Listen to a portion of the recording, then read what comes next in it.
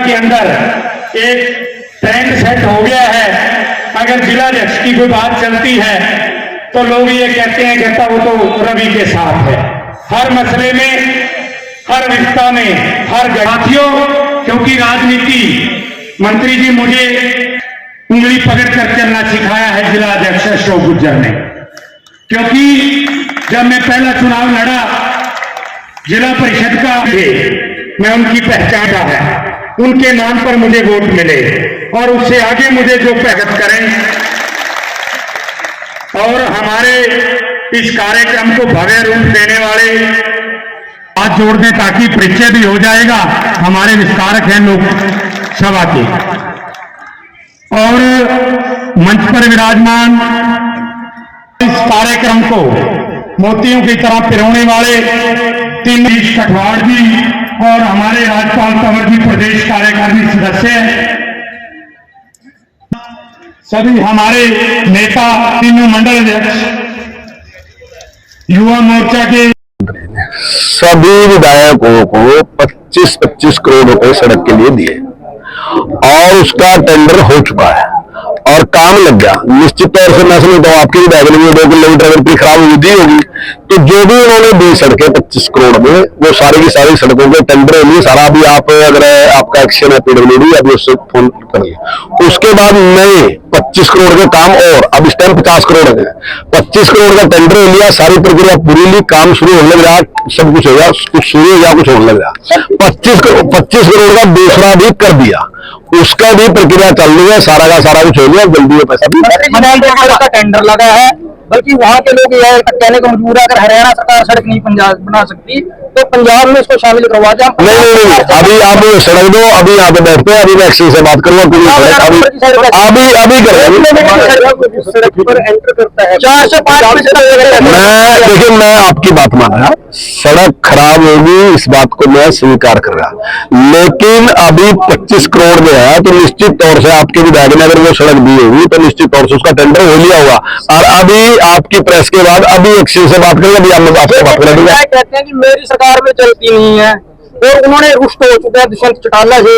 सवाल अब आपके नेताओं पर खड़ा होता है, सर पन्ना प्रमुख सम्मेलन करवा रहे हैं। मैं एक मिनट देखिए, अब सारा विशेष पर रखो, आप और भी कुछ वक्त भूले आप बहस कर दो इस पर, प्रेस कॉन्फ्रेंस की बजाय ना सुनो नहीं, आप इसको बहस का विषय बना दो। एक आपने बात पूछ लिया, आपने बात पूछ ली, उस पर इसका जवाब देने पूछा। मैं अभी भी आपसे कह रहा हूँ, मैं यही हूँ, आपके एक्सेस से बात पूछो, ये जिम्मेदारी आपके विधायक की है। दूसरी बात, आपका विधायक सरकार में शामिल है, मैं 90 विधायक की बात कर रहा, मैं केवल इन 40 विधायकों की बात नहीं कर रहा, 47 विधायकों की बात नहीं कर रहा, मैं 90 विधायकों की बात कर रहा। आप पूरे हरियाणा में जिस विधायक का भी बात करो उसको मैं अभी आपको बताऊंगा। आपका उस चुनाव में सीधा सीधा आपकी सहभागिता होती है और आपकी मर्जी से हमारा प्रदेश अध्यक्ष और राष्ट्रीय अध्यक्ष बनता है। लेकिन कांग्रेस में इस प्रकार का सिस्टम नहीं है, इसीलिए वहां संगठन का कोई महत्व नहीं। उनके सामने बैठेंगे तो वो कहेंगे रीढ़ की हड्डी है आप हमारी, पर वह रीढ़ की हड्डी अपने आप ही है, जिन्होंने बढ़ना उन्हें उससे कोई लेना देना नहीं है। ये बीजेपी ऐसी पार्टी है जहां कोई भी आदमी तरक्की करके कहीं तक भी पहुंच सका। मैंने राजनाथ सिंह जी का एक भाषण सुना था तो उन्होंने कहा कि मैं स्टार्टिंग में बूथ का अध्यक्ष रहा और उसके बाद कई बार फिर वो राष्ट्रीय अध्यक्ष रहे। यानी कि यही कोई आम आदमी, और अभी नायब सैनी जी हमारे प्रदेश के अध्यक्ष हैं, मेरे सामने बहुत छोटे छोटे पदों पे उन्होंने काम किया, मुख्यमंत्री जी के साथ काम किया, फिर वो जिला अध्यक्ष रहे, फिर वो किसान मोर्चा के प्रदेश महामंत्री रहे और आज वो पूरे हरियाणा के अध्यक्ष हैं। तो यहाँ कोई भी आदमी अपनी मेहनत से, अपनी योग्यता से कहीं तक भी पहुंच सकता है, क्योंकि ये कार्यकर्ताओं की पार्टी। और भाई पार्टी ने अपने काम को किस प्रकार से डिवाइड कर दिया। अब अपने पन्नों को, हालांकि हमारे यहाँ पहले भी 1 बूथ 10 यूथ का था कि भाई एक बूथ पे 10 नौजवान जो है वो पार्टी का काम करेंगे, लेकिन अब हमने उसको पन्ना प्रमुख बना दिया। और उसमें क्या कमी थी? उसमें कमी थी कई बार 10 के 10 एक ही मोहल्ले के होते, तो सारा गांव शामिल नहीं होता उसमें। एक साइड जहां बीजेपी का असर है तो वहीं के 10 प्रमुख बन गए। तो अब जो है हर पन्ने का, और हर पन्ने का मतलब है अगर 1000 वोट है तो 1000 वोट में हर जगह से कोई ना कोई प्रतिनिधि। और भाइयों अब काम आपके पास बचा है। अगर आपके पास 60 वोट है पन्ने पर और 60 वोटों में 12 से लेके 15 परिवार है, तो बस हमने देख रेख किसकी करनी, इन 12 या 15 परिवारों की देख रेख करनी। 12 भी इसका और 15 भी इसका, पर 15 से ज्यादा बहुत कम है कि 15 से ज्यादा हो, लगभग 15 ही परिवार है। तो हमारी जिम्मेदारी क्या है कि इन 15 परिवारों में से 50% से ज्यादा वोट भारतीय जनता पार्टी के पक्ष में पड़नी चाहिए। हमारी लीडरशिप यही है।